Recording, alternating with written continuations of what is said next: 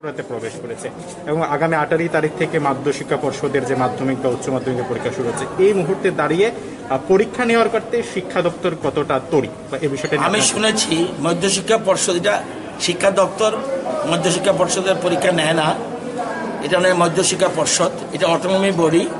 শুনেছি কালকে তারা কিছু একটা সিদ্ধান্ত নেবে। আগামীকাল 1 তারিখ, তো আগামীকাল মধ্যশিক্ষা পর্ষদের সভাপতি এবং সেক্রেটারি আমাকে ফোন করে বলেছে, স্যার কালকে আমরা একটা পরীক্ষা কমিটি আছে, আমরা মিটিং করব। আমি কিসের জন্য? পরীক্ষার সংক্রান্ত বিষয়। আমি ঠিক আছে নিন, আপনারা তো অটোনমি বডি, আপনারা ইচ্ছা করলে নিতে পারেন, কোনো অসুবিধা নেই। তারা সিদ্ধান্ত নেবে কালকে, যা সিদ্ধান্ত নেবে। তবে স্কুল আমরা সামার ভ্যাকেশন যদিও এখন বন্ধ, তবুও টিচারদের তো ছুটির প্রশ্ন, তো সেজন্য এবার হলিডে লিস্টে সামার ভ্যাকেশন ছিল না।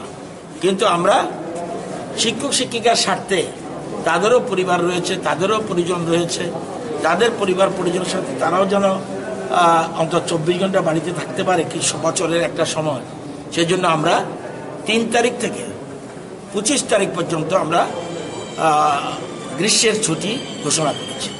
একটা বিষয়, তৃতীয় থেকে নবম শ্রেণীর পরীক্ষা আগে আপনারা স্থগিত করে দিয়েছেন, এগুলি এখনো স্থগিত। আচ্ছা, এগুলি নিয়ে কি কোনো আপনাদের? না, এখনো স্থগিত, ক্যান্সেল না, স্থগিত। আচ্ছা, যখনই কিছু করতে যাব আমি একা কিচ্ছু করতে পারবো না।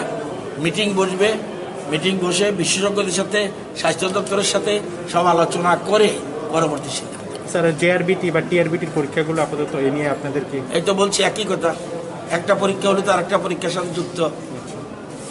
আমার তো ইচ্ছা ছিল যে যাতে অতি সত্বর জেআরবিটি এবং জেআরবিটি পরীক্ষাটা হয়ে যাওয়া, এবং টিআরবিটি আগেই অ্যানাউন্স করেছে, কিন্তু সেটাও সমস্যা রয়েছে। একসাথে এত লোক বসলে এটার জন্য কি করা যায় আমরা চিন্তা ভাবনায় রয়েছি। এক্ষুনি এই মুহূর্তে ক্যাবিনেট ডিসিশন ছাড়া আমি এই মুহূর্তে বলা ঠিক হবে না।